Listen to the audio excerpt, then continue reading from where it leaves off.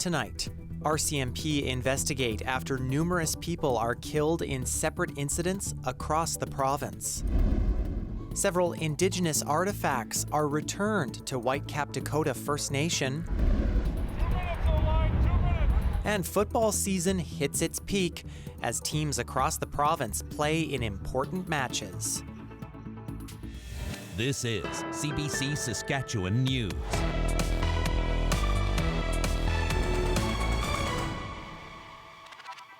It is Friday, November 7th, and the CBC Saskatchewan News starts right now.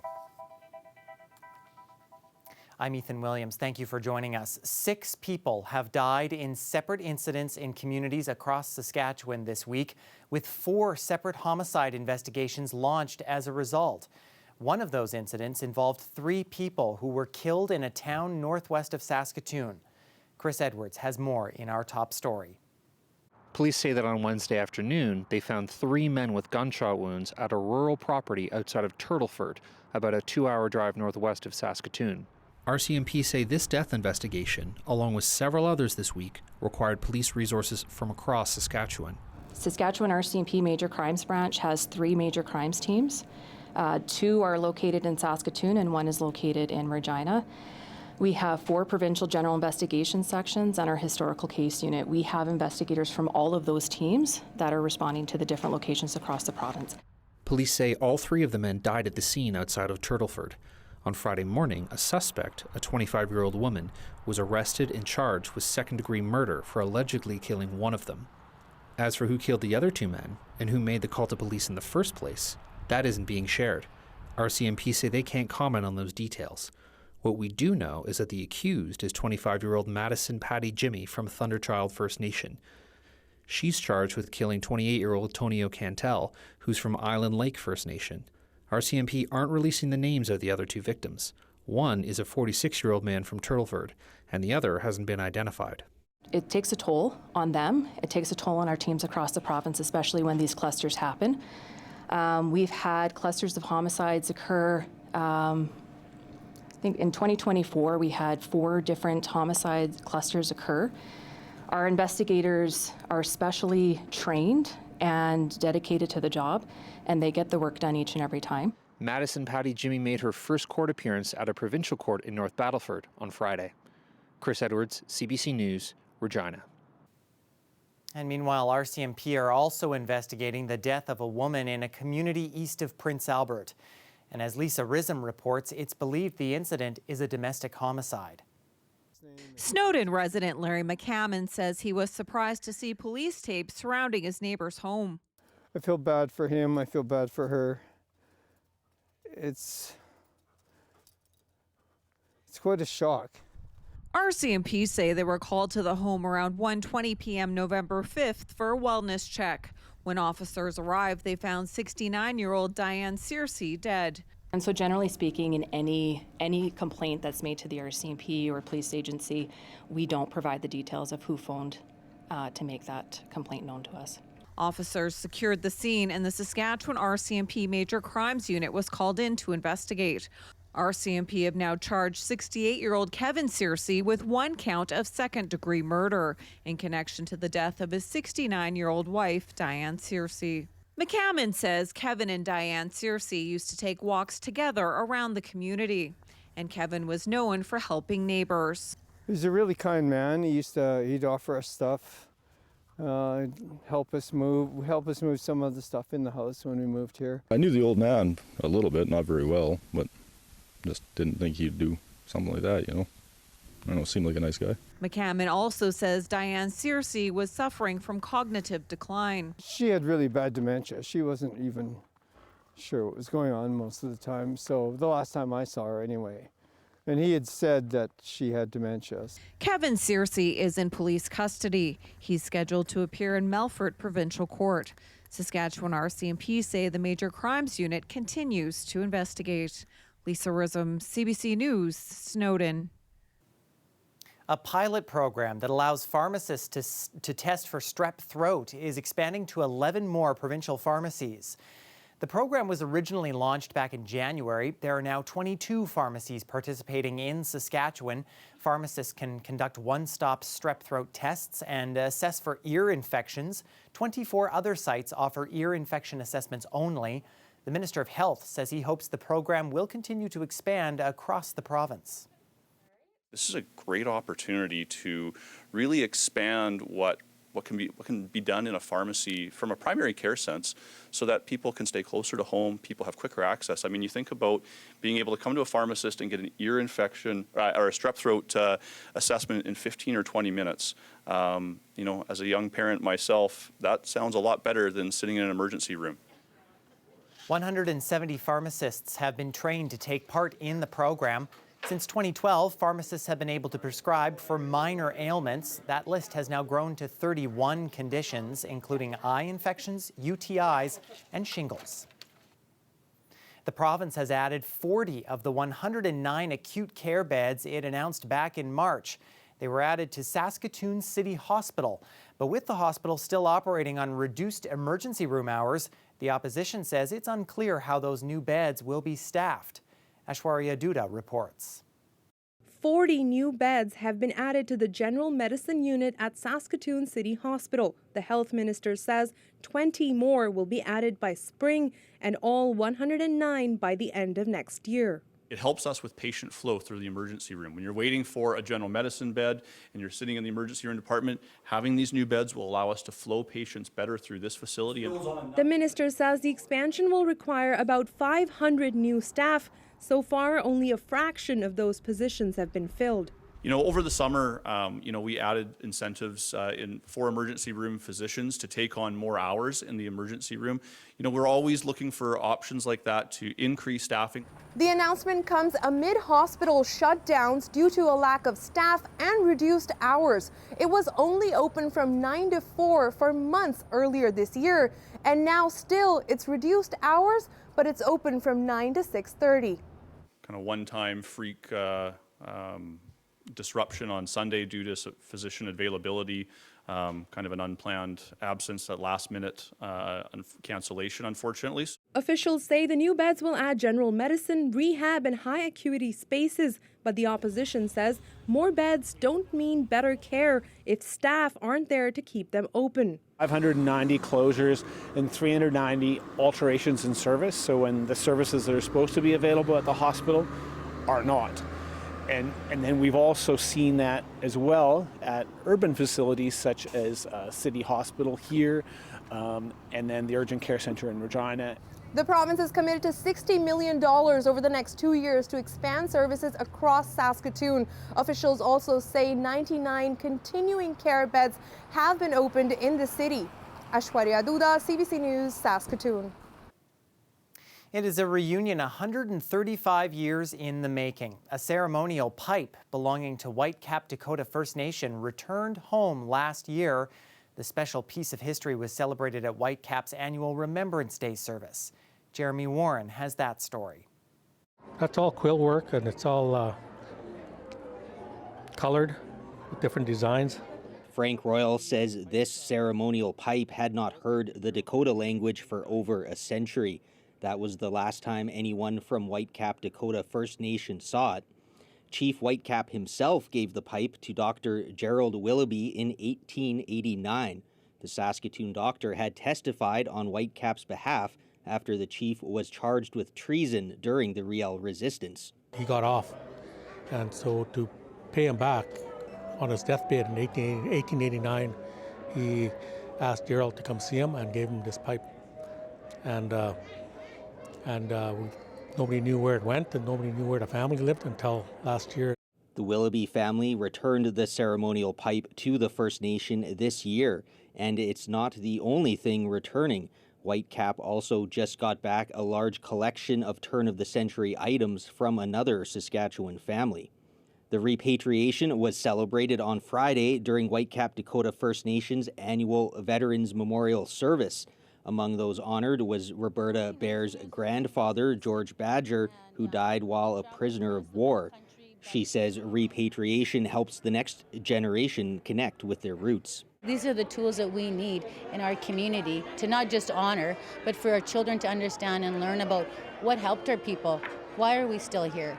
And it's because of ceremony, it's because of our language, our culture, and the beautiful, artifacts that you're finding here that connect us to our past. Royal says there are more items Whitecap Dakota plans to bring back. That includes a buckskin outfit that belonged to his great-grandfather. It's now in a small-town museum, but Royal hopes it'll be back in the family and on display at next year's service. Jeremy Warren, CBC News, Whitecap Dakota First Nation. And the snow has started accumulating out at Whitecap and across parts of the province. The first sign that winter is just around the corner, painting a nice white coating on the ground, of course. It was southern Saskatchewan's turn Friday to get the snow, but none of it should stick around for very long. I'll have the details in your forecast after the break.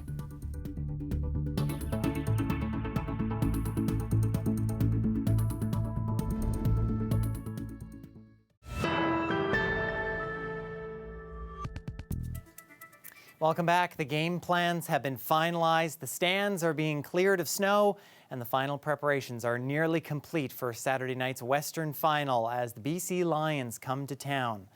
The Saskatchewan Roughriders will host the game for the first time since 2019. The Riders haven't been to the Grey Cup since 2013 when they won it at home. And coming off a regular season of winning 12 games, the most in the CFL this season, expectations are high. But Riders players and coaches say they can't wait for the challenge. For me personally, it's another regular game. I understand that everyone, all the outside noise, they hype this game up to what it's supposed to be and everything, but you just treat it like another regular game. You don't need to add any other pressure on yourself. Just go out there and do what you've been doing for all season. Same type of approach. It's still just a football game, and it's still 1-0. We got to make sure we win this week. We know we got the team that it takes to, go all the way. So just go out there and show what we're made of. At this point in the season, where everybody's trying to go, you got to show up and you got to be the best. So, it's a tall task, no doubt, like we talked about. Two really good football teams. It should be excellent for the league and for CFL fans. We're the big dogs. I'm not here to talk about Nathan Rourke. I think it's our time. But the Riders will be without Keyshawn Johnson. The wide receiver has officially been ruled out. Less than 1,000 seats remain for the game. Kickoff is at 5:30 at Mosaic Stadium. And the big weekend of football in Saskatchewan isn't just at Mosaic. It is all over the province this weekend. High school football provincial finals are happening at every level. On Sunday, the Saskatoon Hilltops look to win another Canadian Bowl as they host the Okanagan Sun. And as Dan Plaster reports, Saturday afternoon in Saskatoon features a rematch of last year's Hardy Cup as the U of R Rams face the U of S Huskies. 2 minutes, O-line, 2 minutes. And just like that, it feels like playoff football. The first big snow of the season didn't stop the University of Saskatchewan Huskies from hitting the field and putting the last touches on the Hardy Cup game plan. It's a game they've been looking forward to all season. Not just for the title, but also for revenge on the loss to the Regina Rams a year ago. You want to forget losses as much as you can, but they do remain with you to some extent. So it's definitely something that's been kind of not really at the forefront of our minds, but kind of one of those nagging little things. It's like, hey, remember what happened. Make sure it doesn't happen again. It's a lot of fun. The whole Saskatchewan rivalry thing. It definitely adds a little element or aspect to the game that I don't know. It's just a little extra something, a little extra energy that makes it a lot more fun. The main question heading into this week is who will start at quarterback. Jake Farrell has taken the place of 2025 All-Star Anton Amandrud when the veteran went down with an injury in early October. It is still up in the air on who will start for the Huskies, but head coach Scott Flory is confident in whoever starts. Jake's been ready to go. He took the reins, and man, if A's is back, then he's our guy. If not, Jake's been doing a heck of a job. Looking for back-to-back Canada West titles, the Regina Rams have become the cardiac kids of the Canada West. For the third time this season, they went to overtime last week and outlasted the Manitoba Bisons to get to this year's championship game. They will need that never-say-die attitude on Saturday against Saskatchewan. we've always been put in sticky situations, like from past years. We've always been tight, so we kind of know how to play in those games and come out with a win. There's just no panic with this group, and I don't know if it's because we got a veteran leadership group. I just have that confidence now that we just, no matter what happens, we're ready to go, and we've been playing well, and it doesn't matter what time it is, we just don't panic. We're just focused on the next play and try to go 1-0 each week. The Rams are dealing with injuries of their own. All-star running back Marshall Erickson was injured in the semifinal game and is out for the rest of the season. Veteran back Christian Contende is now in the #1 spot and is looking forward to his role on Saturday. Honestly, super excited. Really excited for the opportunity, and like being the last two teams in the Can West, it's a privilege to be out here practicing right now in the cold. So just excited for the game, ready to get out there and show them about Rams football. The 88th Hardy Cup will kick off Saturday afternoon at 2 p.m. The winner will host the champion of the OUA next weekend with a berth to the Vanier Cup on the line. Dan Plaster, CBC News, Regina.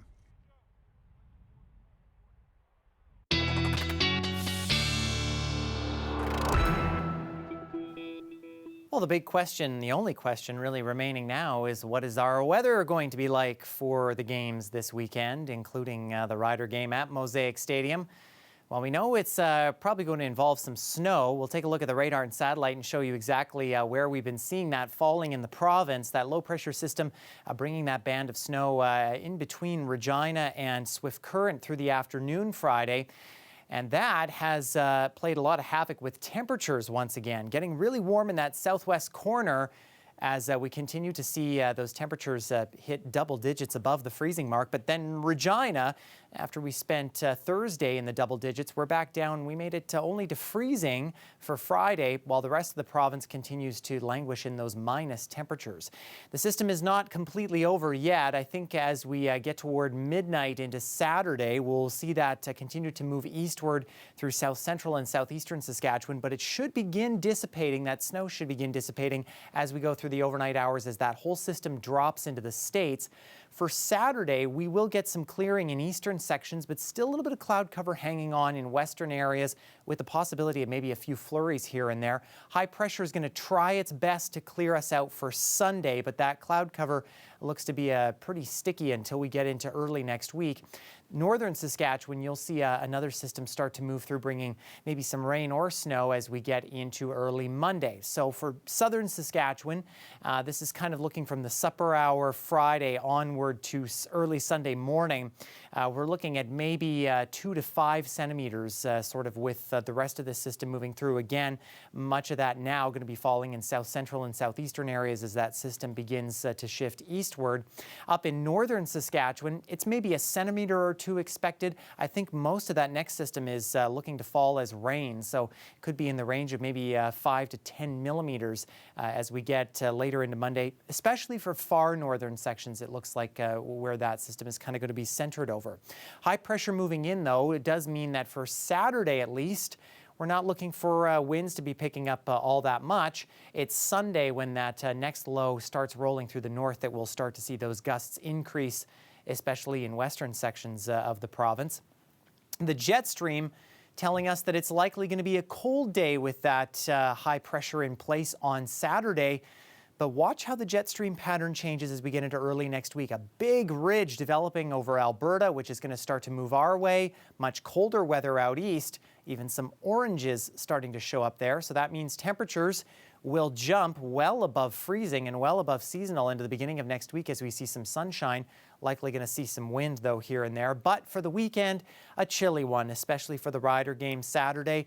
Temperature will likely drop down into the mid-minus teens in the overnight hours. For Saskatoon for the game Saturday and for Sunday, we're going to be below the freezing once again, especially for Saturday. But look at that, nearly 10 degrees on Monday.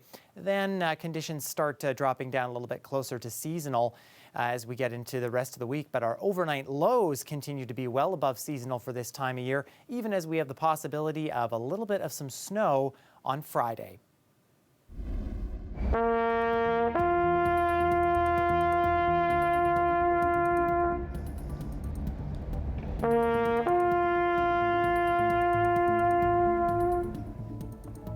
Students at Edie Feehan High School in Saskatoon laid wreaths, paused for 2 minutes of silence, and heard music from their school's choir Friday at the school's annual Remembrance Day service.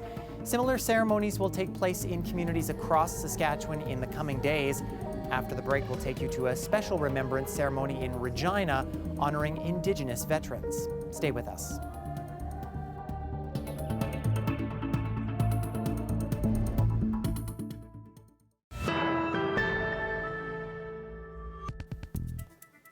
Welcome back. First Nations University in Regina held a Remembrance Day service Friday honoring First Nation, Inuit and Métis veterans in Saskatchewan.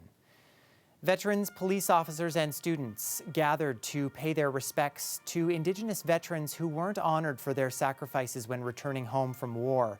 A drum group performed a veterans song and dignitaries laid down wreaths of remembrance.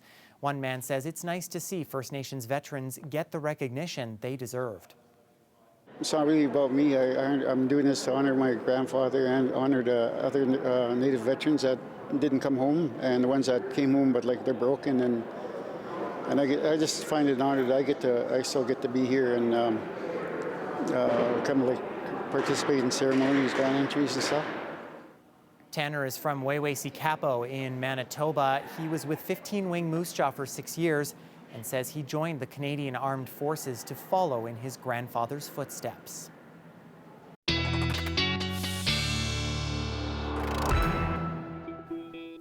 Well, the snow will continue to fall through southern Saskatchewan overnight with a few more centimeters possible, especially in south central and southeastern sections as temperatures in central areas drop down into the mid-minus teens for a lot of us. That'll feel likely like minus 20 in many locations there.